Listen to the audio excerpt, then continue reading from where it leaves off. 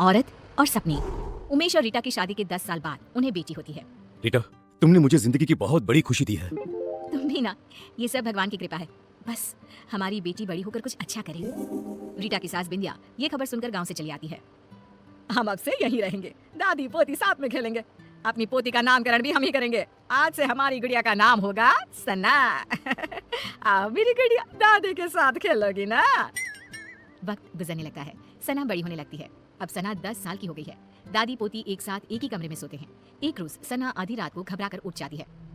अरे क्या हुआ मेरी बच्ची, तू इतनी घबरा क्यों रही है? दादी, मैंने एक औरत को देखा जो मेरे बेड के नीचे से निकलकर मेरे ऊपर आकर बैठ गई और मुझसे कुछ कहना चाह रही है। अरे बिटिया, मैं हूं ना तेरे साथ। देख देख, तेरे बेड के नीचे कुछ भी नहीं है। मेरी बच्ची आराम से सो जा। अगले दिन फिर वही सब होता है। फिर सना सपना देखकर उठ जाती है। दादी, सपने में फिर मैंने उसी औरत को देखा। वो फिर उसी तरह मेरे बेड के नीचे से मेरे ऊपर आकर बैठ गई है और मुझसे यहाँ से जाने को कह रही है। कौन हो सकती है और कोई तेरे सपने में क्यों आएगा? अच्छा बेटी, वो दिखने में कैसी है, तू बता सकती है? हाँ दादी, बड़ी बड़ी आंखें, गोल चेहरा, लंबे बाल, मोटी मोटी गाल, पतली दुबली, मानो जैसी कोई मॉडल हो। क्या? ये तो नीता है, लेकिन उसका तेरे सपने में आने का क्या मतलब है? दादी, ये नीता कौन है? अब कुछ नहीं मेरी बच्ची, तू सो जा। हाँ। अब बिंदिया की डर के मारे हालत खराब हो जाती है। वो रात भर सो नहीं पाती। अगली सुबह बिंदिया सारी बातें उमेश से कहती है। उमेश, वो वापस आ गई है। इस बार उसने अपना शिकार हमारी सना को बनाया है। सना को कुछ हो गया तो हम तो मर जाएंगे। क्या माँ, अभी कैसी बातें कर रही हो? सपने से भला क्या होता है? कौन सा वो सच में निकल कर बाहर आ जाएगी? माँ, आप है ना कुछ ज्यादा ही सोच रही हैं। इस बात को यहीं खत्म कर दीजिए। और देखिए, रीटा को इसके बारे में कुछ भी खबर नहीं होनी चाहिए। उमेश की बातें बिंदिया के दिमाग से आर पार हो जाती है और वो नीता के बारे में ही सोचती रहती है।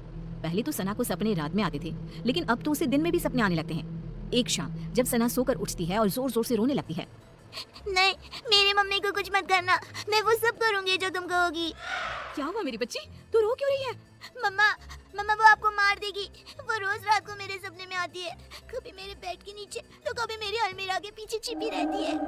क्या बोल रही है बेटा, मुझे कुछ समझ में नहीं आ रहा। कौन आ जाती है और मुझे क्यों कुछ करेंगे?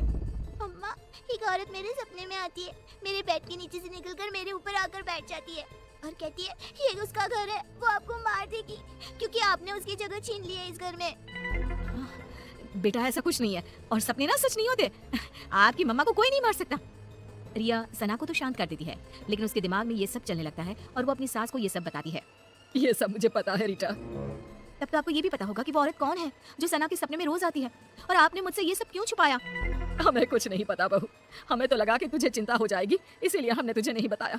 सपनों का हकीकत का क्या मेल? नहीं मम्मी जी, इस सपने का कोई ना कोई मतलब जरूर है। अगली सुबह रीटा और बिंदिया किसी पंडित को अपने घर बुलाते हैं और सना को झाड़ा दिलवाती है और उसे सारी बात बताती है। उस औरत की आत्मा भटक रही है और कहीं ना कहीं उस औरत का इस घर से कोई ना कोई संबंध जरूर है। सना बिटिया को ही इसका तोड़ निकालना होगा और उससे पूछना होगा वो क्यों आई है और वो क्या चाहती है। रीटा सना को समझाती है कि उसे उस औरत से सब कुछ पूछना होगा। जब सब सो जाते हैं और सना को सपने दिखने शुरू हो जाते हैं, तब वो देखती है कि अलमीरा के पीछे से वही औरत झांक रही है और पंखे के ऊपर आकर बैठ गई है और वो सना को दिख रही है। सना उठकर बैठ जाती है, तभी वो औरत उसका गला दबाने लगती है और कहती है, बोला था ना निकल जाओ इस घर से, ये घर मेरा है, नहीं गई तो दोनों माँ बेटी मरोगे मेरे हाथ से। कौन हो तुम? मुझसे और मेरी मम्मा से तुम्हारी क्या दुश्मनी है? इतने में ही सना डर से उठ जाती है और रोने लगती है। रीटा और बिंदिया उसके पास बैठी होती है।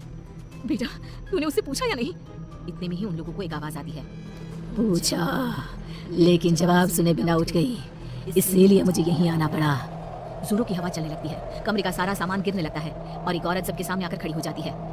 तुम कौन हो? बिंदिया, तू नहीं जानती मैं कौन हूँ? तू बताएगी इन लोगों को या मैं बताऊं? ये नीता है, एक मॉडल। उमेश और नीता एक दूसरे से प्यार करते थे और शादी करना चाहते थे, लेकिन हमने इन दोनों की शादी नहीं होने दी। हमें नाचने वाली बहू नहीं चाहिए थी, इसीलिए हमने उमेश से भी झूठ कह दिया कि नीता उसे धोखा देकर किसी और के साथ भाग गई है और उमेश की शादी तुमसे करवा दी। ये सब के पीछे तुम थी ना माँ? आपको पता था ना माँ कि मैं नीता के बिना नहीं रह सकता। ऐसा क्यों किया माँ तुमने, क्यों? मुझे लगा उमेश ने मुझे धोखा दिया है, इसलिए मैंने अपनी जान दे दी और अब उसकी बेटी के सपने में आकर रीटा और सना को इस घर से निकलवाना चाहती थी, ताकि उमेश को ये एहसास हो सके कि किसी अपने का दूर जाना कैसा होता है। तुम्हारी गुनहगार तो मैं हूं नीता, तुम मुझे मार दो और अपना बदला पूरा कर लो। मुझे माफ कर दो नीता, मैंने माँ की बातों पर भरोसा कर लिया और एक बार भी तुम्हारा पता लगाना जरूरी नहीं समझा। मुझे माफ कर दो। नहीं, अब मुझे किसी से कोई शिकवा नहीं है। जिससे मैंने प्यार किया वो आज भी मेरा है। ये जानकर ही मुझे शांति मिल गई। बिंदिया का मन ग्लानि से भर जाता है और वो खुद की जान ले लेती है। ये क्या कर दिया माँ तुमने, क्या कर दिया? एक बेकसूर की जिंदगी खत्म कर दी मैंने। अब मुझे जीने का कोई हक नहीं बचा। हमें माफ कर देना नीता। बिंदिया की मौत हो जाती है और नीता की आत्मा को शांति मिल जाती है। उमेश नीता को अपनी पहली पत्नी का दर्जा देकर उसकी तस्वीर अपने घर में लगवा देता है और सना और रीटा के साथ खुशी खुशी जीने लगता है।